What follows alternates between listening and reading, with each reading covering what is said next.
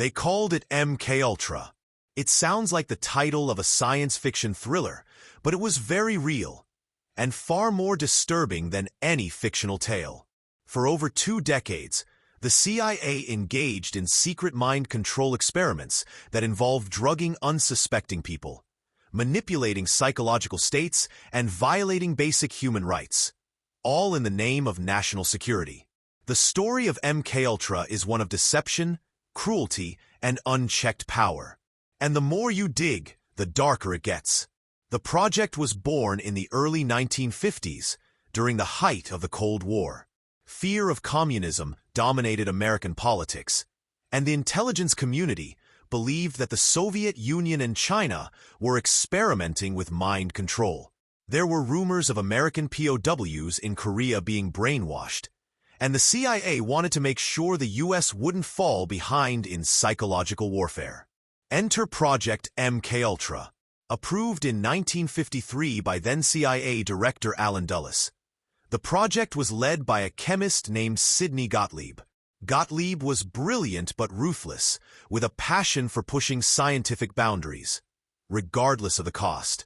Under his leadership, the CIA began experimenting with LSD, hypnosis, sensory deprivation, and other radical techniques to explore the limits of the human mind. The goals were ambitious and terrifying. Could you erase someone's memory? Could you implant new ones? Could you program someone to kill without their knowledge? MKUltra was designed to find out.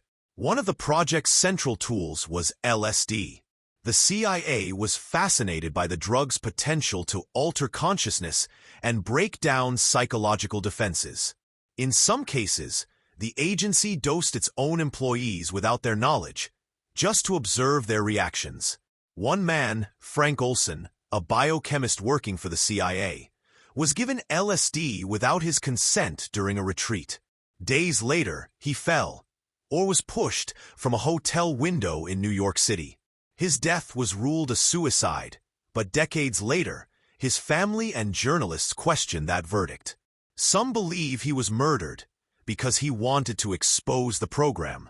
But the experiments didn't stop at CIA employees. The agency targeted civilians, mental patients, prisoners, and even children. They used front organizations and fake foundations to fund research at universities, hospitals, and clinics across North America. One of the most notorious cases involved Dr. Ewan Cameron, a respected psychiatrist in Montreal. With CIA funding, he subjected patients to massive doses of electroshock therapy, drug-induced comas, and psychic driving, repeatedly playing taped messages to reprogram their minds. Many of his patients suffered permanent psychological damage. None of them gave informed consent. As the years went on, MKUltra splintered into 149 subprojects, involving dozens of institutions and hundreds of researchers. Some of these subprojects focused on exotic techniques, like hypnosis, sensory isolation, or electroconvulsive therapy. Others were even more bizarre. One team tried to create a truth serum using a combination of LSD and barbiturates. Another investigated how to use electromagnetic fields to manipulate thoughts. At one point, the CIA even looked into using psychic powers as a weapon. By the 1960s, MKUltra had expanded far beyond its original scope. The CIA began testing its techniques on marginalized populations, drug addicts, sex workers, and the homeless, believing they would be less likely to complain or be believed. In San Francisco, the agency set up brothels and lured unsuspecting men with prostitutes, then dosed them with LSD and observed them through two-way mirrors. This operation was known as Midnight Climax. The logic behind these actions was chilling. CIA operatives justified the abuse by arguing that extreme situations required extreme methods. If they didn't push the boundaries, someone else would. But in reality, it was about power. The agency was playing God with people's lives, and it did so with impunity. Eventually, internal concerns began to mount. Some CIA officials questioned the ethics and legality of the experiments. But the program continued, hidden behind layers of secrecy and bureaucracy. Then, in 1973, as the Watergate scandal rocked Washington, the CIA's new director Richard Helms ordered the destruction of MKUltra records. Thousands of documents were shredded in an effort to erase the past. But not everything was lost. In 1975, a congressional investigation known as the Church Committee uncovered surviving documents and exposed the horrors of MKUltra to the public. The revelations shocked the nation. People demanded accountability. Victims came forward, telling stories of abuse, trauma, and betrayal. Lawsuits followed, and while some received compensation, many did not. The government apologized, but no one was ever criminally charged. Sidney Gottlieb lived out his final years in relative obscurity, rarely speaking about his role in MKUltra. Alan Dulles, who had signed off on the program, was never held responsible. The architects of MKUltra escaped justice, and yet the legacy of MKUltra lives on. It shaped the public's perception of the CIA, fueled conspiracy theories, and inspired countless works of fiction. From The Manchurian Candidate to Stranger Things, the idea of government mind control became a cultural obsession. But beneath the fiction lies an uncomfortable truth. MKUltra was real, and its victims were not characters in a story. They were people stripped of their autonomy, sacrificed in the name of national security. Today, we still don't know the full extent of the project. Many records were destroyed.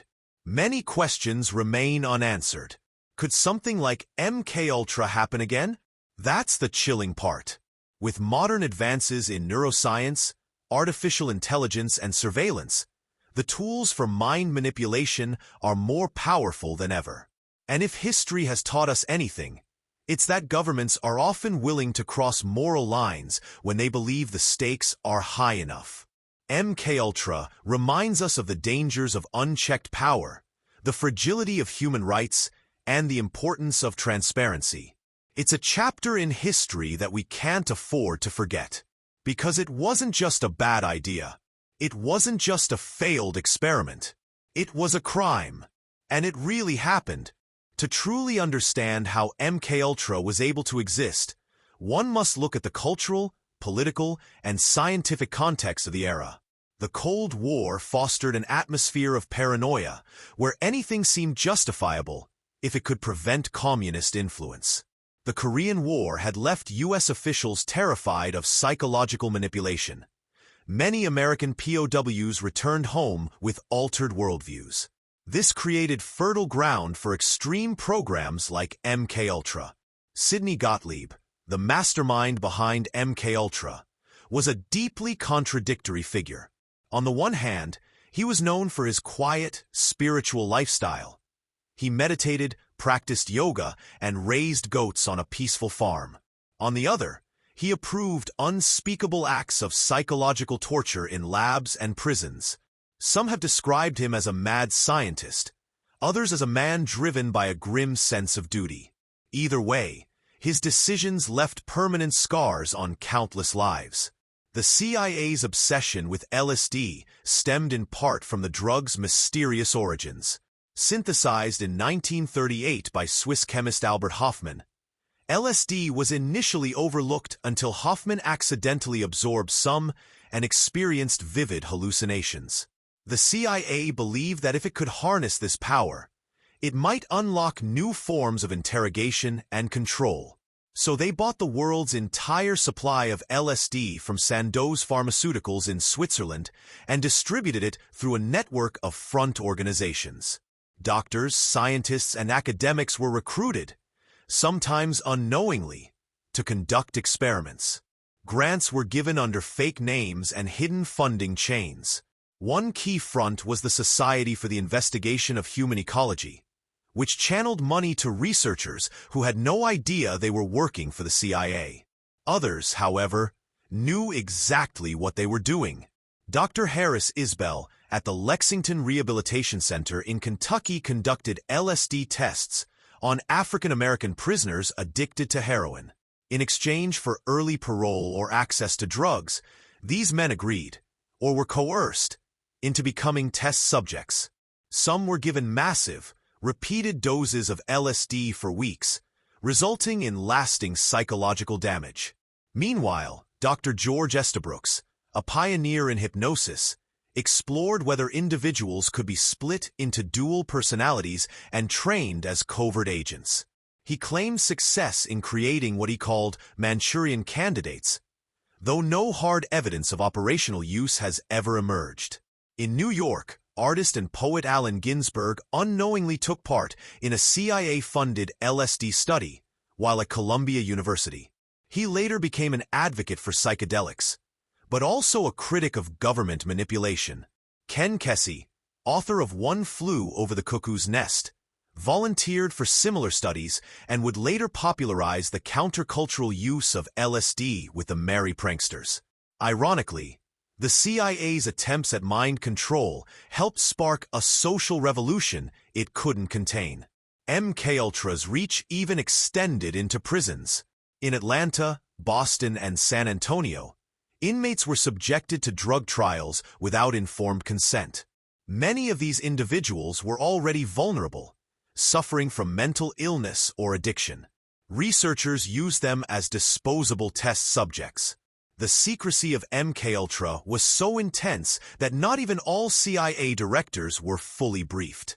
The program thrived through compartmentalization. Only a handful of people knew the full extent. Internal oversight was weak, and Congress remained unaware for decades. The culture of the CIA at the time valued results over ethics. Failure to produce actionable intelligence was considered worse than violating moral norms. Even when MKUltra technically ended in the early 1970s, many of its researchers continued similar work under different project names. Project Artichoke, Project Bluebird, and others pursued the same objectives under different banners. The fallout from the Church Committee hearings in 1975 was significant. Public outrage led to new oversight mechanisms, including the creation of the U.S. Senate Select Committee on Intelligence. President Gerald Ford issued an executive order banning experimentation on humans without informed consent. But critics argue that enforcement has remained inconsistent. Victims of MKUltra struggled for justice. Canadian survivors of Ewan Cameron's experiments sued both the U.S. and Canadian governments. Some were awarded settlements, but many died before seeing compensation. In the U.S., lawsuits filed under the Freedom of Information Act unearthed thousands of documents, but redactions and destroyed files left major gaps. Today, MKUltra remains a symbol of how governments can betray their own people in the name of security. It also serves as a cautionary tale about scientific ambition untethered from ethics. The modern world is now grappling with its own set of moral dilemmas: brain-computer interfaces, neural implants, AI-driven behavioral prediction. The line between exploration and exploitation remains dangerously thin. The full story of MKUltra may never be known, but what we do know is enough to ensure its lessons are not forgotten. It wasn't just a failed experiment. It wasn't a secret project gone wrong. It was systemic abuse, cloaked in secrecy and carried out with impunity. And it really happened.